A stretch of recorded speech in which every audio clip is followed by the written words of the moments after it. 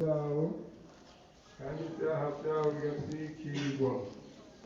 Hahirwa umuntu uhoraho atazohanwa kw'icaha. Amen. Amen. Tugomba tuvugane umugoroba abantu ijambo ry'Imana rishingira intahe ko bahiriwe.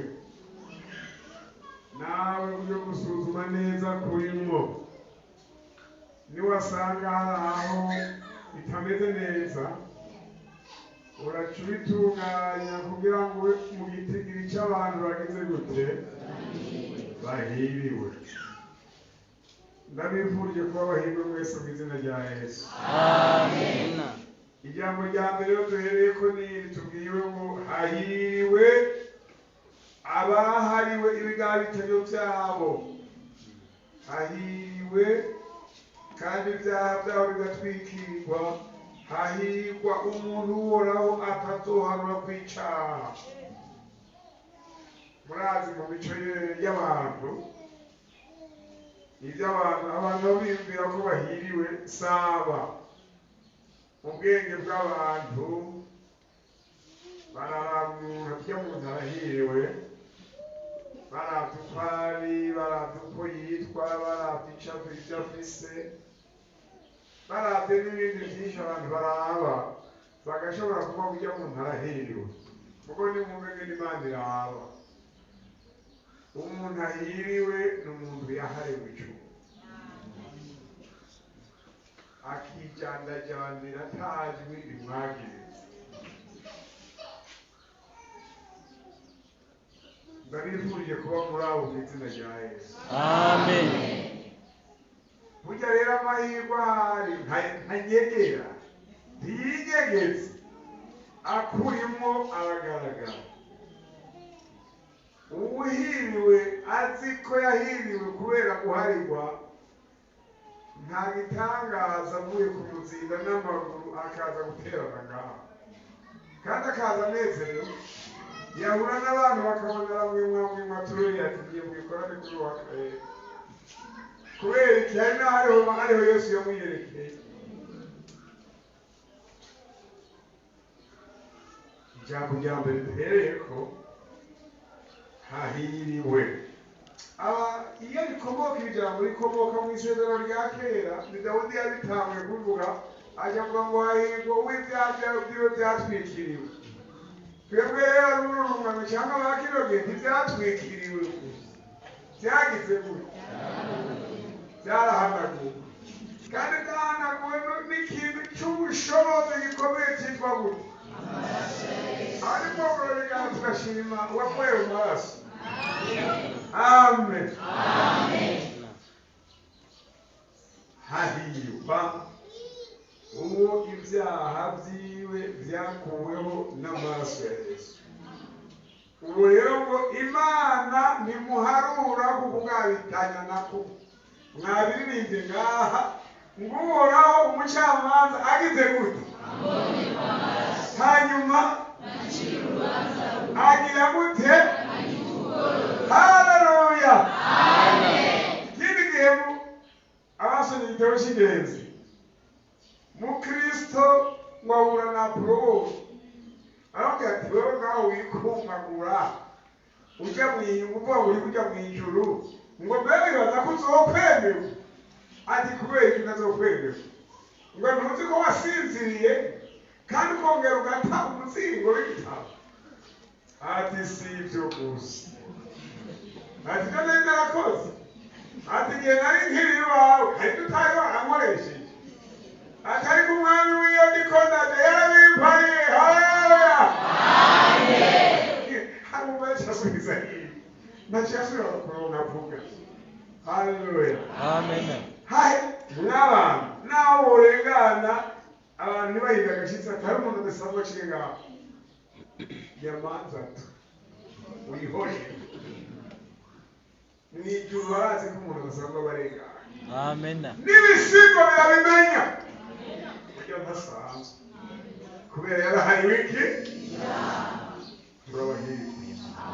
Aha rero agomba kubwira umuntu wese atari muri icyo giti cy'abahirwe, kuko atari bwahari ibyaha, aca abahirira ibihari mu izina rya Yesu. Amen. katurabe ubundi muntu ahiriwe hariya Abaroma 14:22 zingura gatoyi murabe Abaroma igice cya 14 umurongo wa 22 murabundi muntu ahiriwe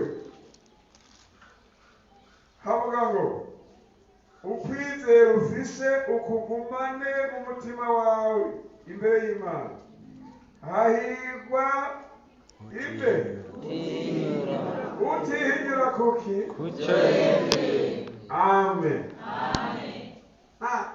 ijambo rero mugiyumvire hahirwa udatakaza ukwizera kwiwe ngo gusubirwe n'ibindi hahirwa utihinyura mu byo yagize gute mu byo yiyemeje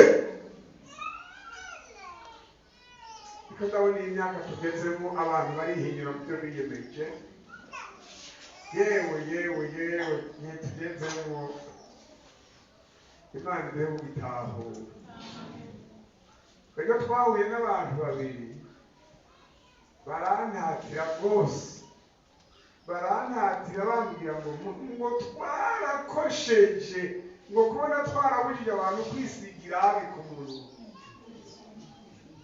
kandi bakabivuga nk'ababishyira mu butumwa ngo kubona tubuza abantu kwisiga amarangi ngo tukababuza ngo gutobora amatwi ngo tukabuza kudefuriza no gusuka ngo twaracumuye nimumva y'igihe kigeze mbega Imana mu kuturema yaturemye tudefurije yaturemanye irabi ku munwa n'ingazi inyoni bayo Imana yaremanye irabi ku munwa ngene yitwa muramaze kuyibona hariho inyoni yaremanywe umuntu utukura yitwa gute yitwa ishwima iyo rero kuba imeze umuntu utukura nta cyayi ifise niko yaremwe mugabo gucumva tukawutukuza ubwiye umuremyi wawe ngo muremyi wanjye iyo ndahaba cyagihe waremwe ukuri ko wari kundema nk'inyoni y'ishwima yewe mbega ndabaye ubu harageze ko umuntu ateramira ukwizera kwiwe akakugumbira akakugumya naho ibihe biba bimeze nabi gute bati rero urashambutse kwakuti ndashambutse kwakuti Nowa bahora kugendera kubaza abantu bo mu gihe ciwe ati none ga Nowa uracyakomeje kubaha Imana wenyine abandi barabivuyemo ndakomeje kandi gushika ku iherezo bahiyubaha nzoheze ndabe iherezo ryabyo iri buze kwerekana iherezo ryabyo sinowa urabona ko abandi bose bampemutse hagasigara we ngira nkore ikintu no ngomba ugenda ubatse ubwato uzohungiramo ngomba ndondere ikintu kizohana isi kigahana n'ibiri mu isi nzosuka umuzure w'amazi yewe ibyo Nowa yumiye ko bari bubibone ko byari by'ikibazo ngaho ijambo ry'Imana rivuga ngo hahirwa utihinyura hahirwa utihinyura ku byo yemeye ni ukuvuga ngo ibyo wemereye Imana nta mpamvu yo kubihindura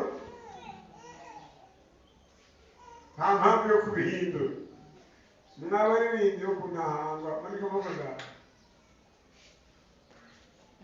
hahirwa utazokwihinyura ku byo yemeye ngo muri izo ntebe mwicayemo tumurondere tumuhure bati n'akarego yarabivuyemo hamubereye kure kuri wa karere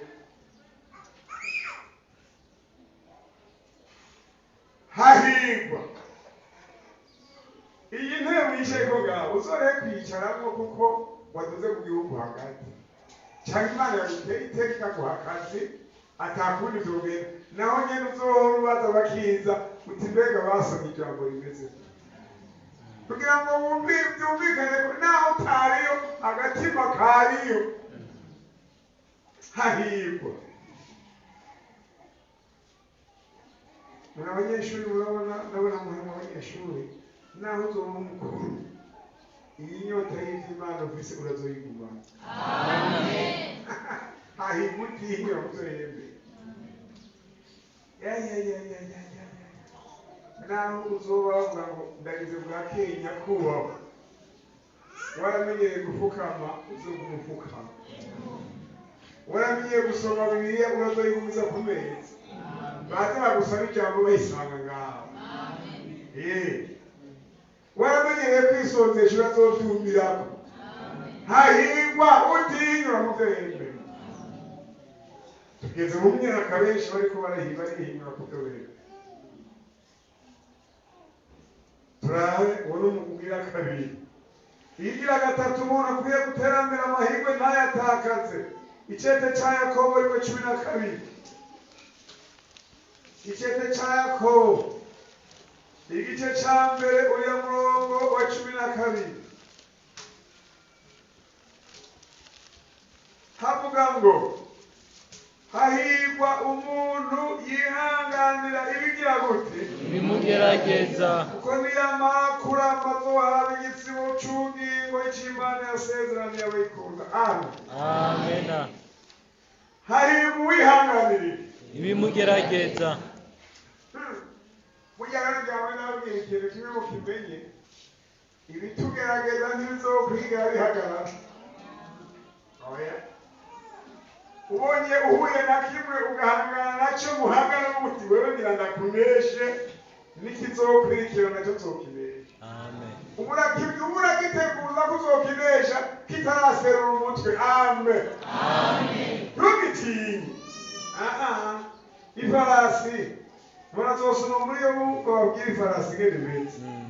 Mwe yumvise intambara ivugiye cyangwa inzogera cyangwa inzamba y'intambwe y'urugamba, ubwo nyene mwitega amatwi gusa ikumviriza y'urugamba ruri, ubwo ikitangura gutwenga itanga kugira ngo hahahaha, ngo igacitemesha igihe urugamba ruri, ngo nimundindire murambure, kuko mwumvise inkomezi zigwira icyangombwa.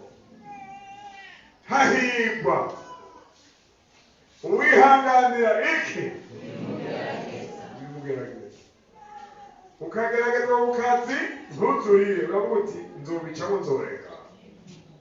Ukagerageza mu muhiri wawe uzomenya ngo iyo byose Imana icishijemo nzoharengana amahoro.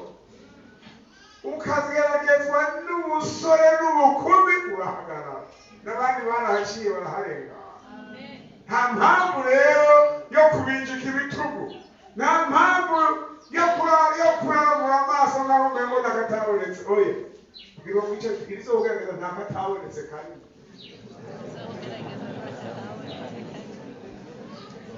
nibyo mwarimu cyangwa se nta katabonetse kandi. Oya, ikiryohera kirasanzwe kivuga ngo ntazotugerageresha ikihahetse ibirenze ibyo twihanganira. Reka turamushimira, twabigana tumushimire. Amen. Haleluya. Amen. Ntazotugerageresha iki ibirenze ibiruta ibyo dushobora. Hari umubyeyi yohita n'umwana w'imyaka 15 akamukorera ibiro 100 by'isima, agira ati mwana ndagukorera ibiro mu yakira akabido gera uvoma amazi. Twari umuganda w'inkwi nawe yegungana na wewe kandi undazi ko ushobora. Nayo Imana ngira banje igapima ibiro byacu, igakipima muri ibiro by'ibiri tucishemo, tukabumuta muko turatwobishobora. Uzogenda uheke izo sipirizovunika, azogenda araba gusa kizima bitwaye hageze no gutabara nzocaza azokwigerera ko itibira. Haleluya. Hahirwa uwihanga. Uko nzabimeze koze ubuguti karibu turabana kandi nzokunesha wagerageza, ninanesha nzoshishikaza, n'ibizoza inyuma yawe nzobinesha. Nta kitabonetse kandi nzokugerageza akazi. Hariho benshi bageragezwa n'akazi ngo banze uhemuke ndaguha akazi, urazobwira uti sizokwicwa n'inzara. Iyo izonga burizo bivanira hasi. Bavuga mu kirundi guheza kugomoka ibigori kera, usugume mwibanga. Haleluya. Igihe gikwiye izo uzomenya ingene izobigenda. Amen. Nta mpamvu n'imwe yo gutakaza ayo mahirwe. Haleluya. Hari umutambakazi wa kera ngo yitwa Ana. Yarihanganiye ubupfakazi kwera. Ngo yapfakaye amaze imyaka ndwi abana n'umugabo. Acamara 84 ari umupfakazi. Aca yibaza ngene ubwo bupfakazi bazobana. None kabasha jewe buno bupfakazi nzobana nabwo gute kandi ndeye Mesiya ngoga ko Mesiya atazosanga naracumuye. Ati naje ndasengera nzobigenda nzohora nibera mu rusengero. Nzozindukayo nirigweyo ngorobezeyo mbega ukurarayo ndare imyaka 80 irahera atigeze ahemuka. Hanyuma Mesiya nati nani ico kintu wakoze narakibonye mubona ukwiye kubamo mbona Simeyoni bakibaramu. Haleluya. Hahirwa ubihanganira bimugerageza.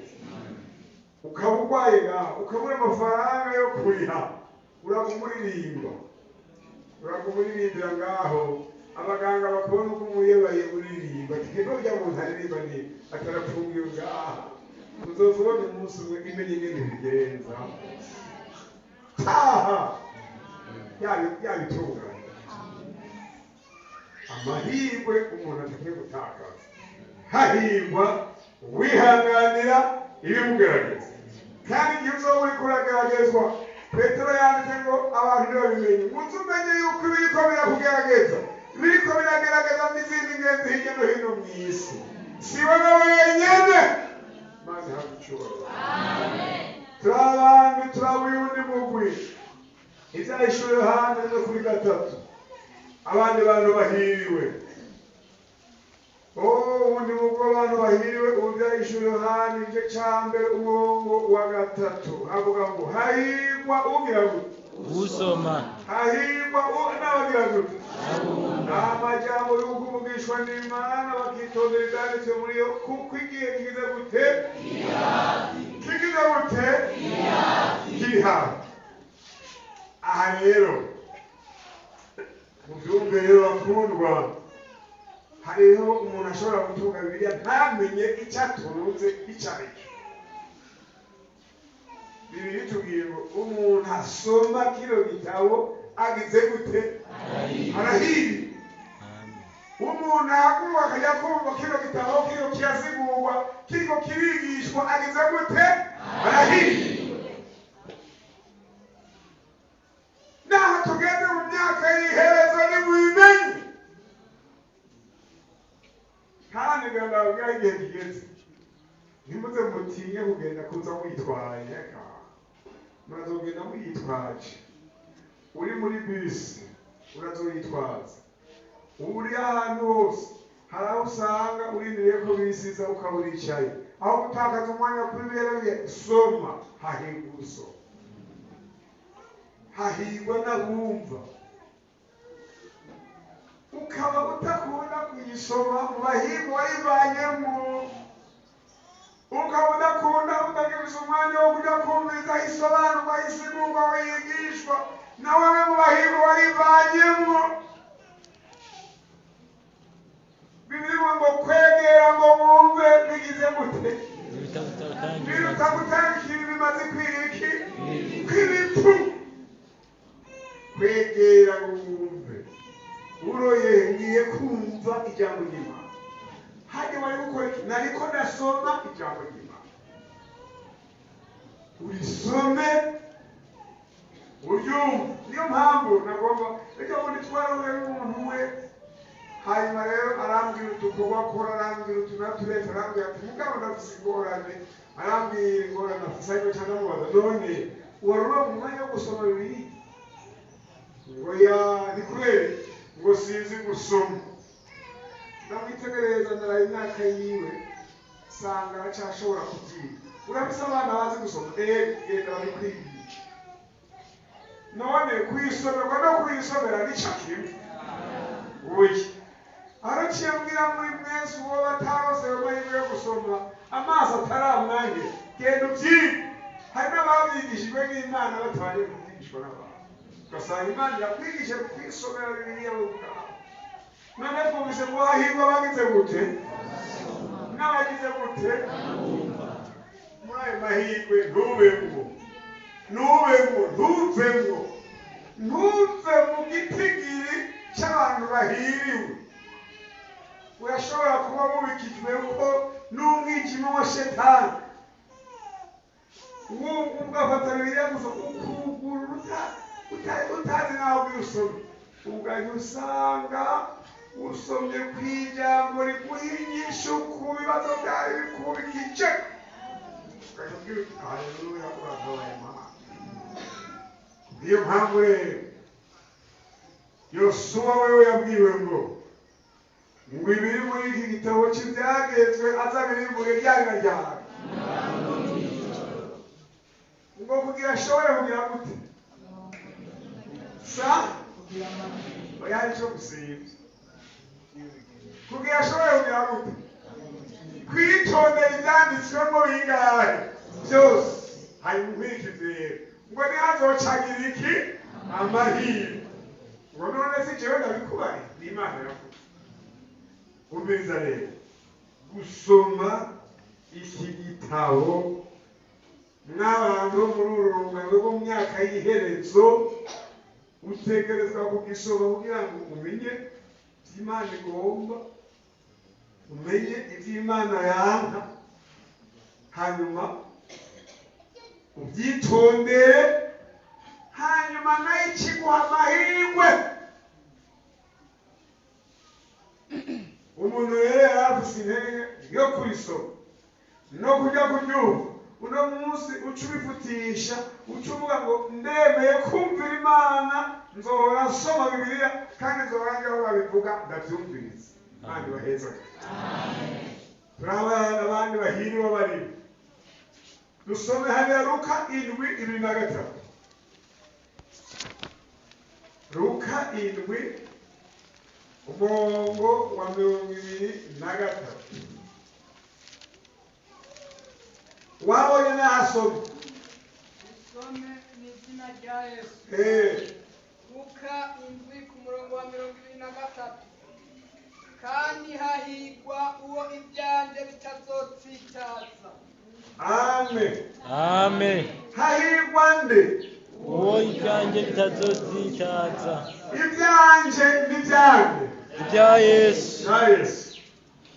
hahirwa uwo ibya Yesu bitazotsitaza.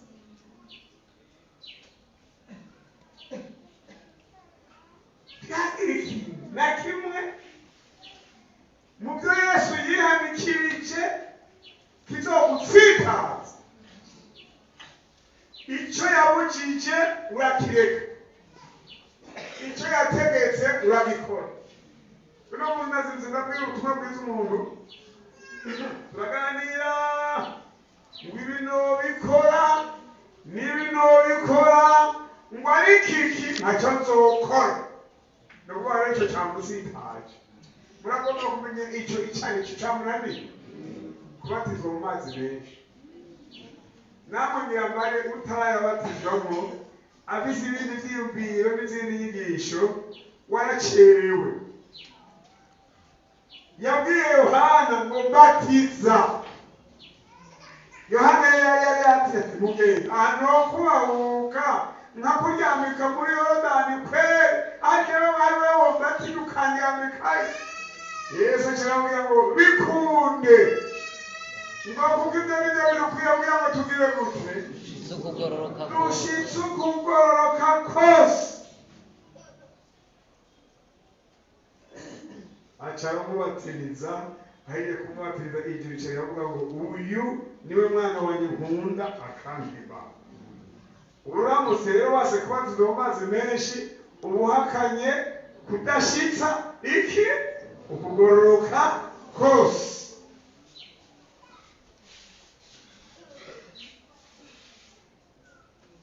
hahirwa uwo ibyanje bitazotsitaza. ijambo uwo itari bwamenye kuryanditsa ukabona icyo rigutegetse gukora tusenga uti shoboza mwambika ikintu sinari nzi ushaka ko gikorwa shoboza ndagikore.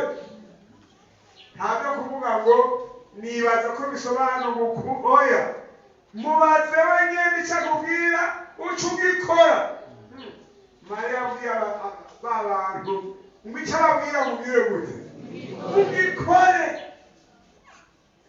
hahirwa uwo ibya Yesu bitazotsitaza umugore muka Herodiya na Herodi baratsitaye ku ijambo ry'Imana Yohana Umubatiza aravuga ati yewe mwami Herodi uyu mugore ufise ni muka Filipo si kwawe mureke agende Herode biramunanira na muka Filipo biramunanira kuko muri urwo rugo icyo bakoze gusa kugira ngo iryo jwi barizimye Yohana bamuciye umutwe none nabo bamuciye umutwe iryo yavuze ntiryagumye n'ijambo ry'Imana baritsitaye ko Yohana yarabanje iki gikorwa ariko bo urubanza ruzobatse kubw'iyo mpamvu kirazira gutsitazwa n'ibya Yesu ntagira inyigisho na zimwe uzorondera ngo ugende hariya na hariya kurondera ibyo guhumuriza oya soma iki gitabo icyo kikubwiye gukora ugikore icyo udashoboye shoboza Imana ndagishyire ku murongo hahirwa uwo ibya Yesu bidatsitaza muri ino myaka y'iherezo tugize n'igikorwa gikomeye cyo kubwira abantu kuri kw'ijambo ry'Imana naho kuba kugoye dutegerezwa kukuvuga Imana izoduha ubwenge n'inkomezi n'ubushobozi tubivuge tudacishije iruhande dutumbereze neza kugira ngo abantu babyumve bongere babyumve umenye rero hahirwa uwo ibya Yesu bitazotsitaza ntihagire impamvu n'imwe yo gutsitara ku byo Imana yatubwiye gukora turabe ubundi mugwi w'abantu bakwiye kwibwira kwamana amahirwe Luka 12:3 Sura gatoyi Luka 12:3 muri ubundi murongo havuga ngo ubundi nasome ubye murongo nyine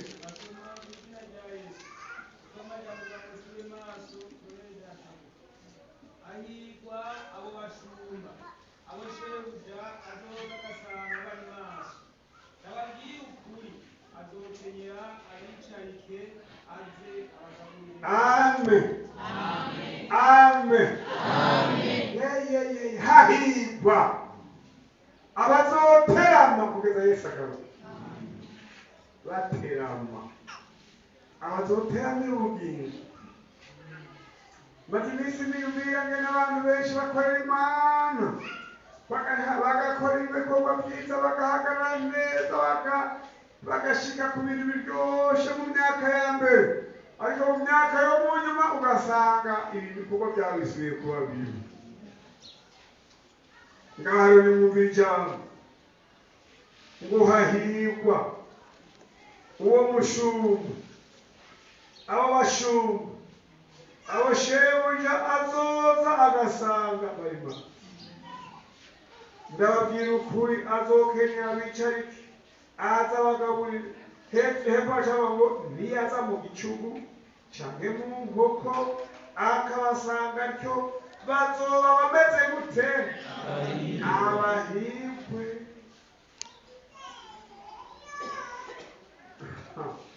ijambo rihambaye mbwira umwishe tubwire bitaka kwicara tujya kwifurije kuzosanguka imaso kacogoro kasubira inyuma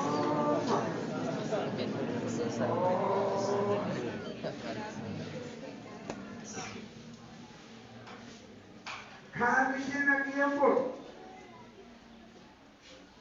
muri mwebwe ni bande bagiye abahereye muri Sunday school mwanya turara iby'Imana babihereye muri Sunday school muravuga batari bake muze uhore muronderanya bamwe mwahora mujyana mu y'abana mbere bashaka akana twadirigizanya kaba cyabirimo muzohore muronderana musanze hari abatembye mu babyubu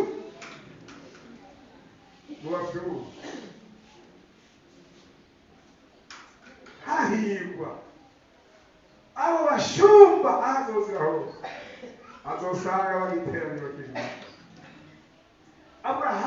yarateramye arateramira ikimazi kugeza ryamara umugoroba w'ikirengazuba ikirengazuba ngo acafatwa n'itiro riramuhwikira ngo rimuhwikire Imana ije gusura isanga yasinzire ntiyateramye cyangwa ngo Aburahamu cyo kintu wakoze gifise ingaruka zikomeye ku rubyaro rwawe ni ukuvuga ngo abuzukuru bawe bazoba bashoma mu kindi gihugu imyaka ingahe 400 kubera ataterana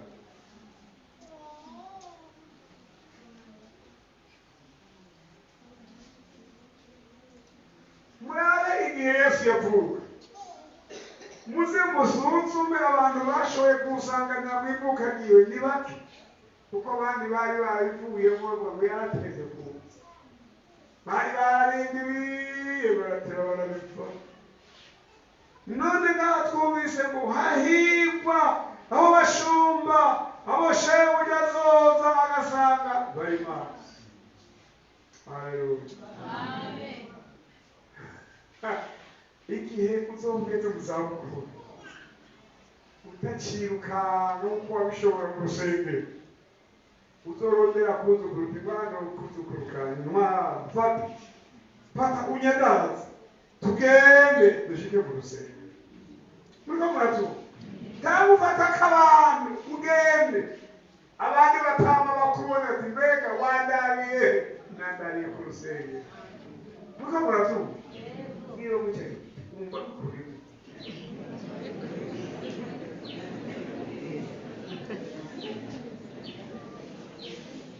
kuko mu Kiswahili bavuga ngo heri mwisho kuliko mwanzo igihambaye n'iherezo gusumba iki intango ushika kw'iherezo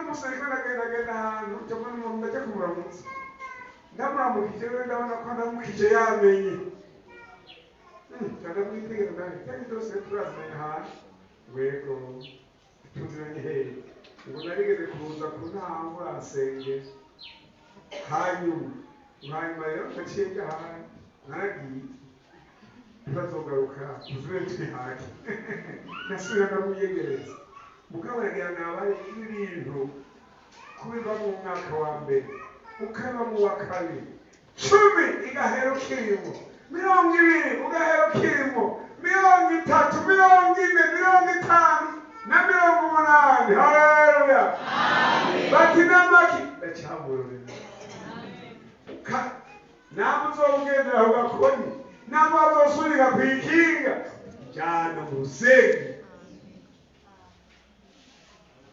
hahirwa uwo mushumba shebuja azogaruka agasanga cyane maso turabundi hariya ibyashyiriwe Yohana 22:14 ubundi asoma ibyashyiriwe Yohana 22 some mu izina rya Yesu murongo wa 14 hahirwa abamesura imvune zabo kugira ngo babone kwegera cya giti cy'ubugingo kandi bace mu birimba bashike kuri wa mugwa. Amen. Hahirwa bagirawe abamesura imvune zabo kugira ngo babone kwegera cya giti cy'ubugingo kandi bace mu birimba bashike kuri wa mugwa. Hahirwa abantu bazokwamba bamesura mu maraso.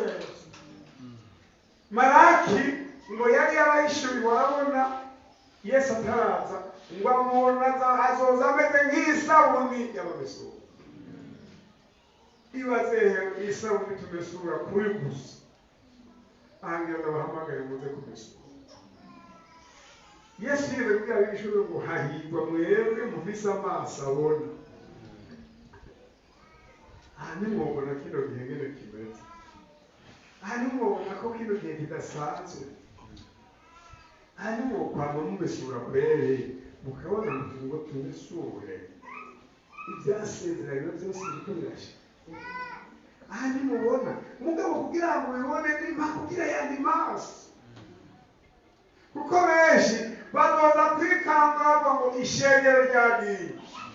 Ahandi baguma bakwigira gusa bakurikira batazi igihe. Yesu abwira abigishwa ngo hahirwa mwebwe mufise amaso abona.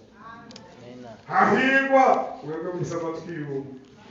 Nawe niba ufise amaso abona ukagira n'amatwi yumva iby'umuhemu ukabona aho igihe kigeze niwumva ijambo hahirwa wamesura imvune zawe. Ngomba naguhakanyiza kumesura imvune. Nimba aje no mugoroba asange werade, aje mu nkoko asange werade, niya iringa n'iryahera atazi azozira hose asange twejejwe. Mbe uyu mugoroba umva wo kwemera kujya muri abo bantu bahiriwe gutya, ndaguhaye ikaze mu izina rya Yesu. Umuntu agomba kumesura imvune yiwe, imvune ziwe, kugira ngo abone kwegera cya giti cy'ubugingo, kandi bizimworere guca muri ibi birimba byo mu kirere maze bashyire kuri bamuga. N'amahirwe ugomba wakire, wino wakire amahirwe. Ni kuri gusa nta n'ifaranga ririmo.